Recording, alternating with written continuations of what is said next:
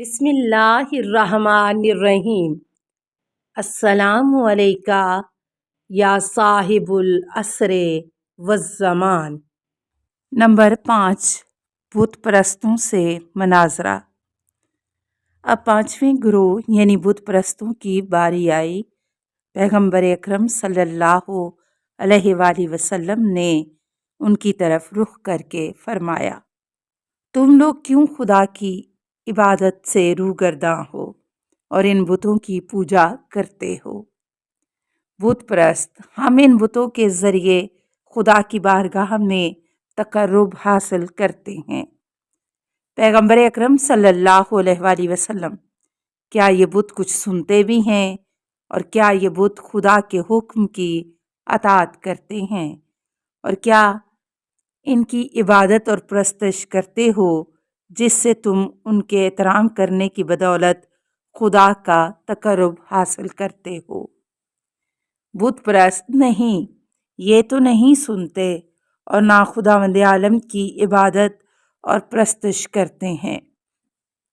پیغمبر اکرم صلی اللہ علیہ وآلہ وسلم، کیا تم لوگوں نے ان کو اپنے ہاتھوں سے نہیں تراشا ہے اور ان کو نہیں بنایا ہے؟ بت پرست، کیوں نہیں، ہم نے ان کو اپنے ہاتھوں سے بنایا ہے۔ پیغمبر اکرم صلی اللہ علیہ وآلہ وسلم، اس بنا پر تم لوگ ان کے صنائع اور بنانے والے ہو، مناسب تو یہ ہے کہ یہ تمہاری عبادت کریں، نہ کہ تم لوگ ان کی عبادت اور پرستش کرو۔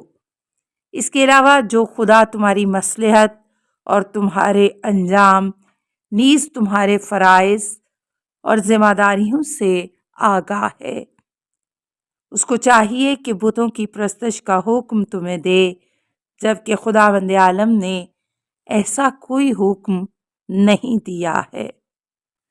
جس وقت پیغمبر اکرم صلی اللہ علیہ وآلہ وسلم کی گفتگو یہاں تک پہنچی تو بت پرستوں کے درمیان اختلاف ہو گیا۔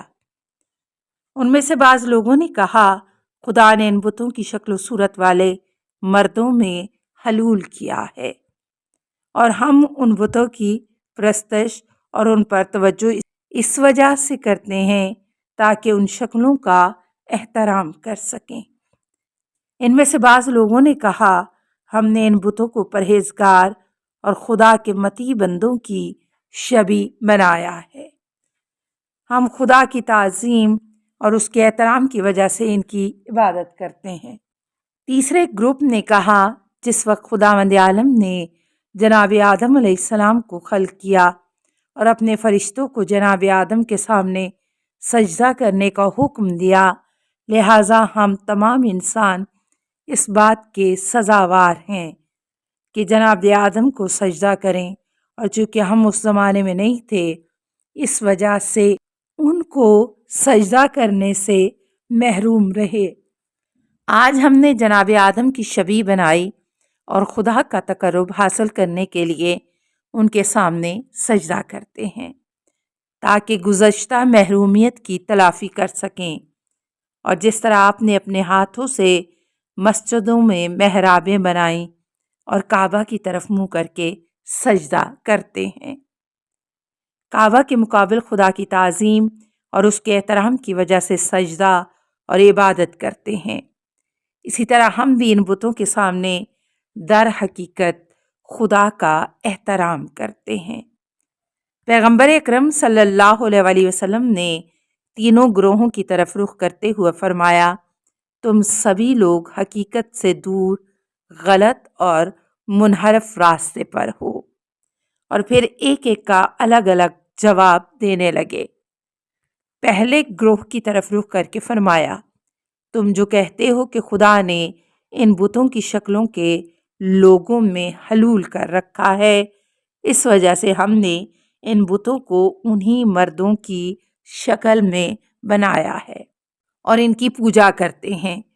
تم لوگوں نے اپنے اس بیان سے خدا کو مخلوقات کی طرح قرار دیا ہے اور اس کو محدود اور حادث مان لیا۔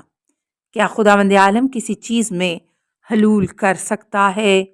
اور وہ چیز جو کہ محدود ہے خدا کو اپنے اندر سما لیتی ہے۔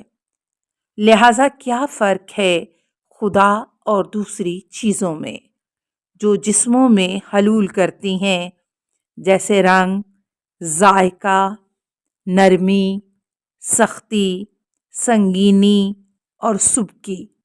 اس بنیاد پر تم لوگ کس طرح کہتے ہو کہ جس جسم میں حلول ہوا ہو وہ تو حادث اور محدود ہے، لیکن جو خدا اس میں واقع ہوا ہو وہ قدیم اور نامحدود ہے، جبکہ اس کے برعکس ہونا چاہیے، یعنی احاطہ کرنے والا قدیم ہونا چاہیے اور احاطہ ہونے والا حادث ہونا چاہیے۔ اس کے علاوہ کس طرح ممکن ہے جو خداوند عالم ہمیشہ سے اور تمام موجودات سے پہلے مستقل اور غنی ہو، نیز محل سے پہلے موجود ہو، اور اس کو محل کی کیا ضرورت ہے، وہ خود کو اس محل میں قرار دے؟ اور تمہارے اس عقیدے کے پیش نظر کہ خدا نے موجودات میں حلول کر رکھا ہے، تم نے خدا کو موجودات کی صفات کے مثل حادث اور محدود قرار دے لیا ہے، جس کا لازمہ یہ ہے کہ خدا کا وجود قابل تفسیر و زوال ہے، کیونکہ یہ حادث اور محدود قابل تغیر اور زوال ہوتی ہے۔ اور اگر تم لوگ یہ کہو کہ کسی موجود میں حلول کرنا تغیر اور زوال کا سبب نہیں ہے، تو پھر بہت سے امور جیسے حرکت، سکون، مختلف رنگ، سیاہ، سفید اور سرخ وغیرہ کو بھی ناقابل تغیر اور ناقابل زوال سمجھو۔ اس صورت میں تمہارے لیے یہ کہنا صحیح ہے کہ خدا کے موجود پر ہر طرح کے عوارض اور حالات پیدا ہوتے ہیں، جس کے نتیجے میں خدا کو دوسری صفات کی طرح محدود اور حادث سے توصیف کرو اور خدا کو مخلوقات کی شبیہ مانو۔ جب شکلوں میں خدا کے حلول کا عقیدہ بے بنیاد اور کھوکھلا ہو گیا، تو چونکہ بت پرستی کی بنیاد بھی اسی عقیدے پر ہے، تو پھر وہ بھی بے بنیاد اور باطل ہو جائے گی۔ پیغمبر اکرم صلی اللہ علیہ وسلم کے ان دلائل اور انداز بیاں کے سامنے بت پرستوں کا پہلا گروہ لاجواب ہو گیا اور سر جھکا کر غور و فکر کرنے لگا اور کہا، ہمیں مزید غور و فکر کی فرصت دیں۔ اس کے بعد پیغمبر اکرم صلی اللہ علیہ وسلم دوسرے گروہ کی طرف متوجہ ہوئے اور فرمایا، مجھے بتاؤ کہ جب تم نیک اور پرہیزگار بندوں کی شکل و صورت کو پوجتے ہو اور ان شکلوں کے سامنے نماز پڑھتے ہو اور سجدہ کرتے ہو اور ان شکلوں کے سامنے سجدہ کے عنوان سے اپنے سر بلند چہروں کو زمین پر رکھتے ہو اور مکمل خضوع کے ساتھ پیش آتے ہو، تو پھر خدا کے لیے کیا خضوع باقی رہا؟ واضح الفاظ میں سب سے زیادہ خضوع سجدہ ہے، اور تم ان شکلوں کے سامنے سجدہ کرتے ہو، تو پھر تمہارے پاس اور کیا خضوع باقی ہے جس کو خدا کے سامنے پیش کرو؟ اور اگر تم لوگ کہتے ہو کہ خدا کے لیے بھی سجدہ کرتے ہیں، تو پھر ان شکلوں اور خدا کے لیے برابر کا خضوع ہو جائے گا، تو کیا حقیقت میں ان بتوں کا احترام خدا کے احترام کے برابر ہے؟ مثال کے طور پر، اگر تم لوگ کسی حاکم اور اس کے نوکر کو برابر احترام کرو، تو کیا کسی عظیم انسان کو چھوٹے انسان کے ساتھ قرار دینا عظیم انسان کی بے احترامی نہیں ہے؟ بت پرستوں کا دوسرا گروہ کیوں نہیں بالکل اسی طرح ہے۔ پیغمبر اکرم صلی اللہ علیہ وسلم نے اس بنا پر تم لوگ ان بتوں کے تمہارے عقیدے کی بنا پر خدا کے نیک اور پرہیزگار بندوں کی صورت پر ہیں، ان کی پوجا سے در حقیقت خدا کی عظمت اور اس کے مقام و مرتبہ کی توہین کرتے ہو۔ بت پرست پیغمبر اکرم صلی اللہ علیہ وسلم کے منطقی دلائل کے سامنے لاجواب ہو گئے اور کہا، ہمیں اس سلسلے میں غور و فکر کی فرصت عنایت کریں۔ اس کے بعد بت پرستوں کے دوسرے گروہ کی باری آئی۔ پیغمبر اکرم صلی اللہ علیہ وآلہ وسلم نے ان کی طرف رخ کر کے فرمایا، تم نے مثال کے ذریعے خود کو مسلمانوں کے شبیہ قرار دیا ہے۔ اس بنیاد پر بتوں کے سامنے سجدہ کرنا حضرت آدم علیہ السلام یا خانہ کعبہ کے سامنے سجدے کی طرح ہے، لیکن وہ چیزیں مکمل طور پر فرق رکھتی ہیں اور قابل موازنہ نہیں ہیں۔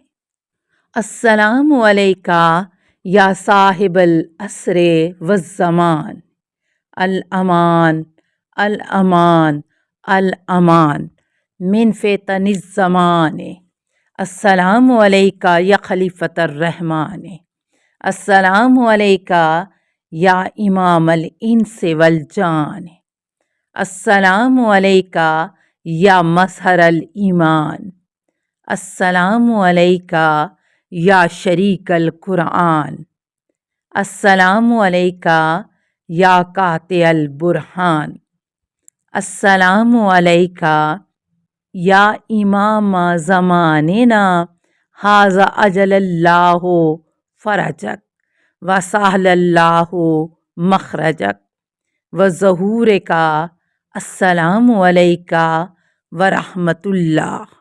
اللہم صلی علی محمد و آل محمد۔